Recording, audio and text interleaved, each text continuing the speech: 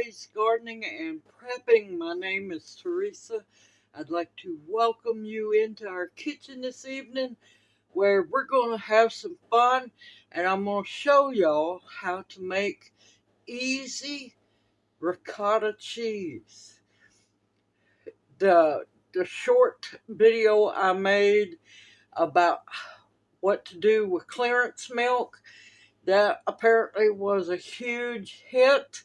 And there's a lot of people who don't know how to make easy homemade cheeses.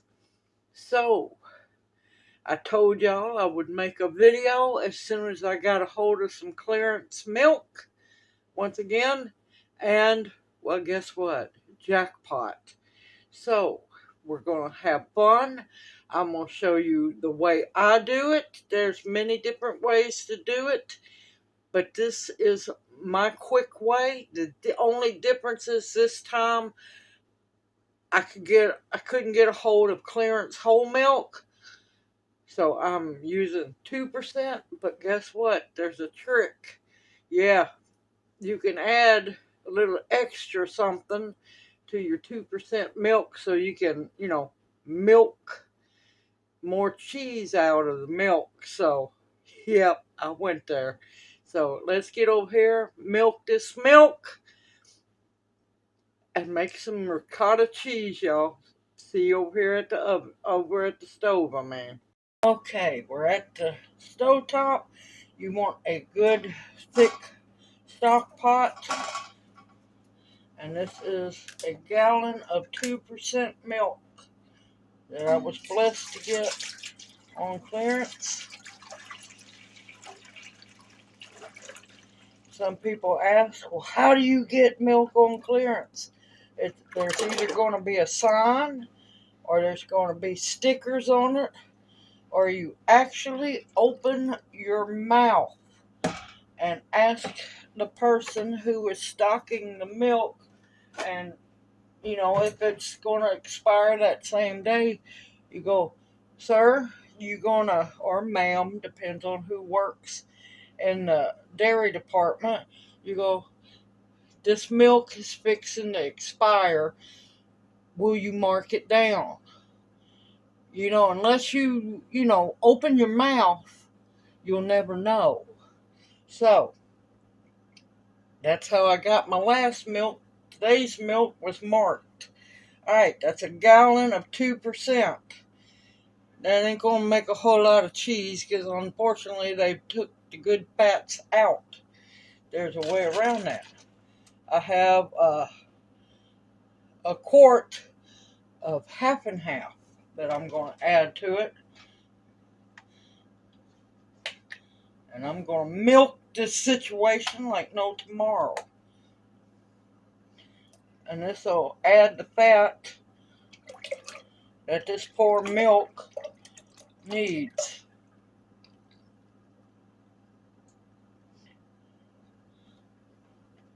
Now I'm going to cut my eye on to medium high.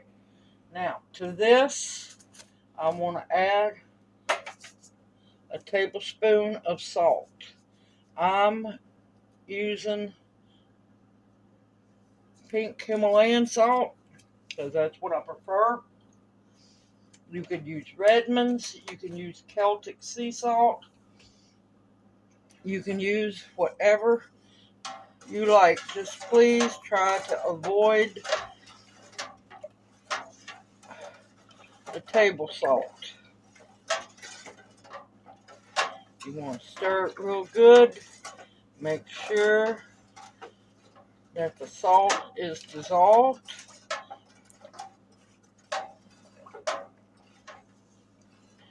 Now, this process could take up to 10 minutes.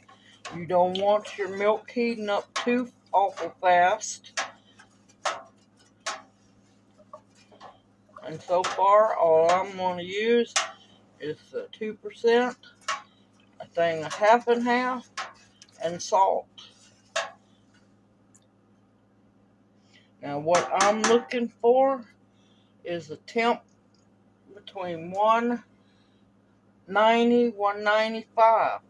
I will bring you back. You do not want to boil your milk at all. We want to bring it up to temp slowly and stir occasionally, and I'll bring you right back once this milk gets hot enough. See you here in a bit. I forget. I'm just so used to making the cheese. I don't think about it that there's other people who haven't made cheese before. Now, before you start the milk to heating, if you have a candy thermometer, the old-fashioned kind that you put on the side of your pan, go ahead and put that in so you can watch the temperature. I have one of these. These are the greatest things on earth. See, the milk right now is at 65, 65 and climbing slowly. Digital, I guess you call it infrared. Yeah, infrared thermometer. This comes in so handy for, of course, making your cheese, making your candies.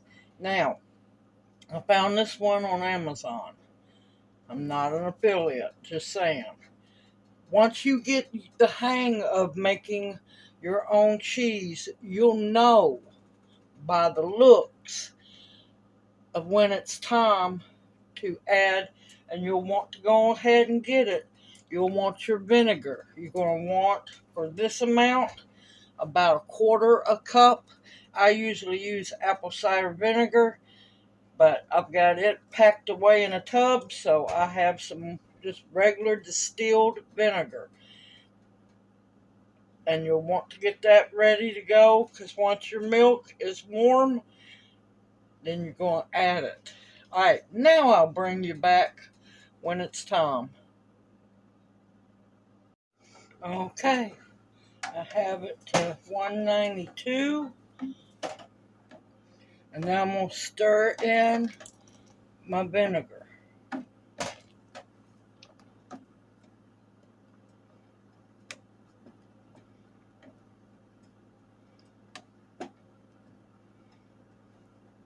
Now, I'm going to leave it alone, because now if you want small curd ricotta, you'll stir it a couple more times.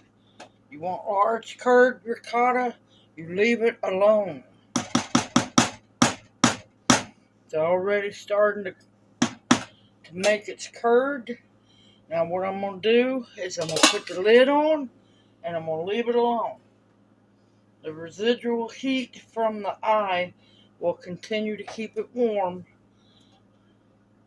See, it's already making its beautiful little curd.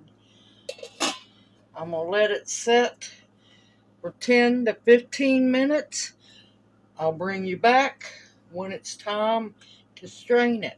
I'll see y'all here at the wall. While it's doing its little curd business, you're going to want a deep pan or bowl. You want a colander and a good cheesecloth. Put your cheesecloth in there. This is muslin, which works wonderful, and it's washable and reusable. If you're using cheesecloth, you're going to want to at least triple fold it and put it in. You want it to drape over your colander so that there's plenty of room for it to, once it gets wet, to sink down into the colander. Alright, I'll bring you back once it's done doing its little curd thing.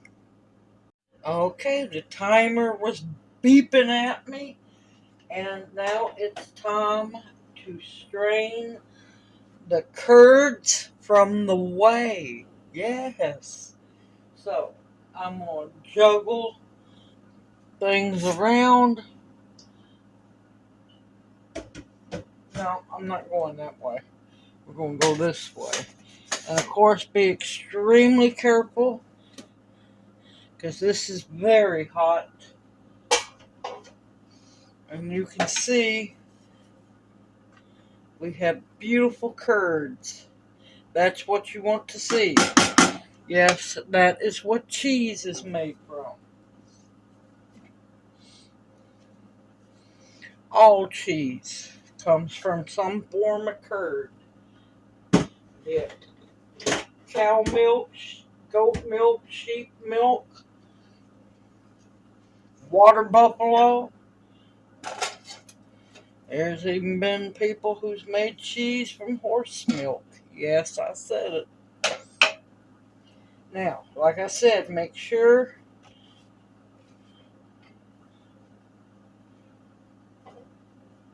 and be very, very careful. You're going to pour it in. Try not to make a big mess.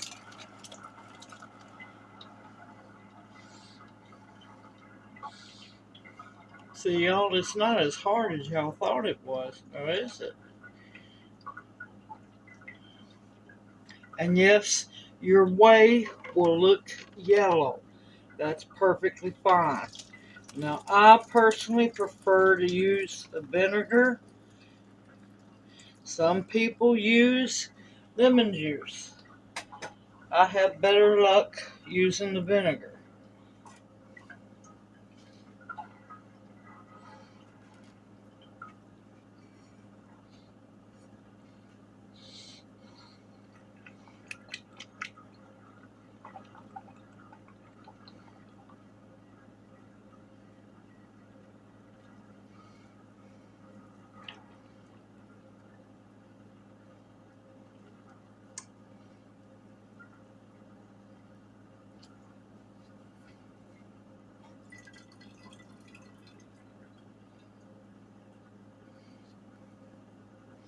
Sometimes it gets vacuumed in there, and you have to move things around a little bit.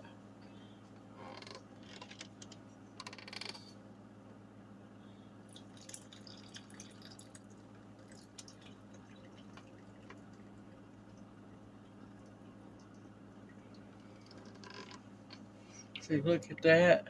I got a lot of curds to come out of the pan yet.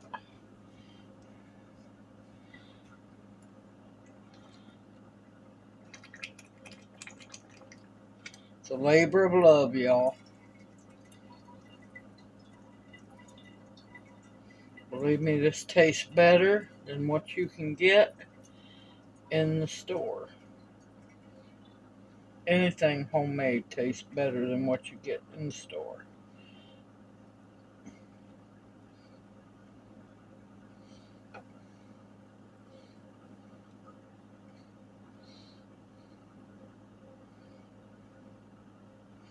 I want to try to get most of the whey out before that big chunk comes out of the pan.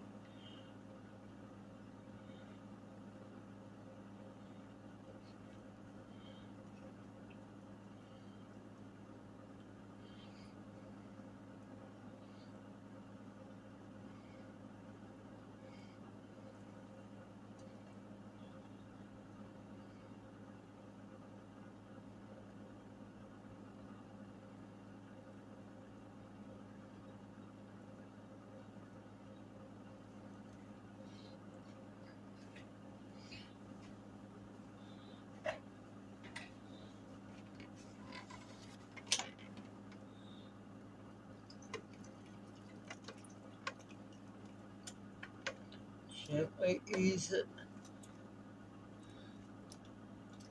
out of the pan. And there we go. Ha.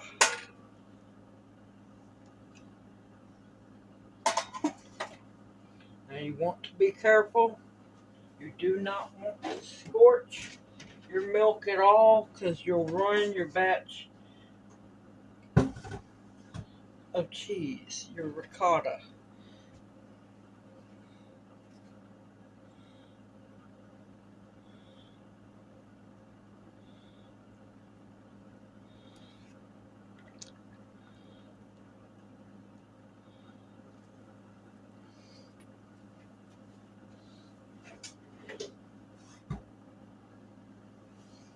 see if this colander will fit over here to this pan and move fast. Yep, there we go.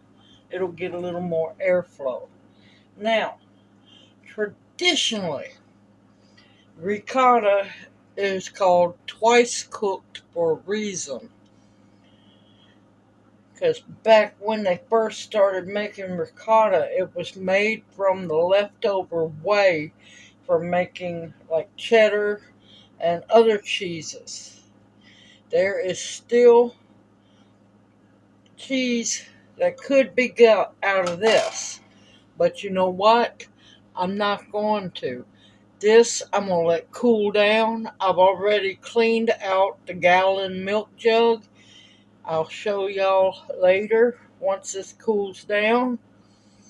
And I saved my whey. This is amazing to save. You can drink it. Yes, you can drink it. But what I do when I make bread, I substitute the whey for whatever water the bread recipe calls for. This makes the best bread. You will up your bread making level using whey in place of the water for your bread. Alright, give me a minute. We're going to play juggle again.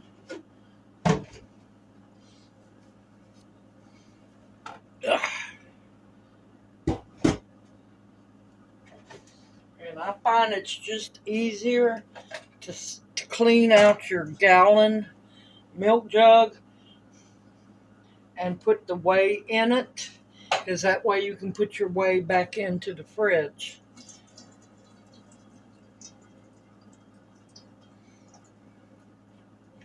Look at that. Is that not beautiful? Yeah, store-bought milk, y'all. Now, of course, if you're blessed to have raw cow milk, you can use that instead. But look at that beautiful, beautiful ricotta. Some people call it farmer's cheese, but you can use this for anything that calls for ricotta. This is amazing in cheesecakes, cannolis, and raviolis. Okay, I'm going to leave it alone. I'm going to cover it back up. Now, if you want a creamier ricotta, let this strain for about 10 minutes. If you want a thicker, less moist ricotta, let it drain for 20 minutes, and that's what you use in stuffing raviolis, adding to lasagna, and so on. I'll bring y'all back. I'm going to let this one go for 20 minutes. I'm going to set my timer.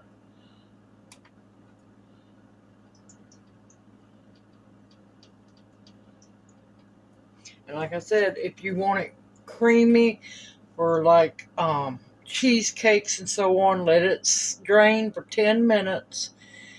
And if you want it for raviolis and lasagna, we're going to let it go for 20. I'm letting mine go for 20 because I have promised Garfield, also known as Junior, that I'd make him some lasagna. I'll see you back here after a bit. It has strained for 20 minutes. Now I'm going to weigh it and let's see how much we made. I got my scale here. Cut my scale on. No, hold on. That's still going to have a little bit of moisture. Zero it out. Put that on there. A pound, and might as well say a pound, 10 ounces of fresh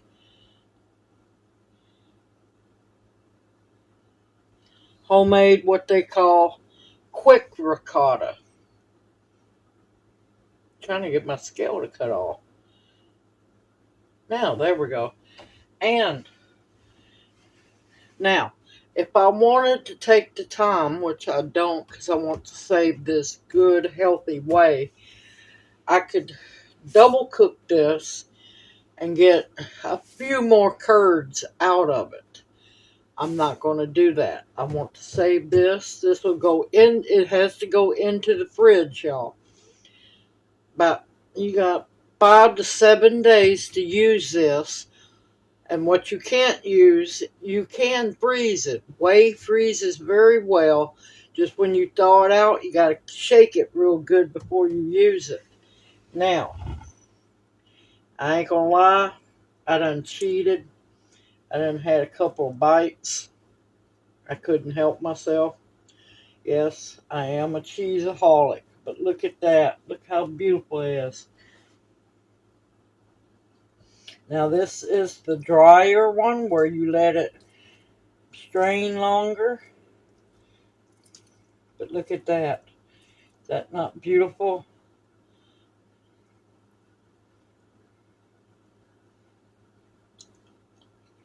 Mmm. Oh. Mmm.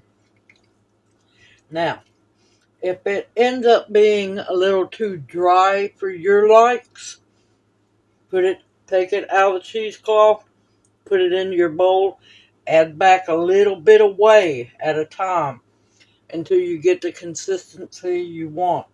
This I am going to make lasagna with, or it's going to go into lasagna to make Garfield, also known as Junior, happy.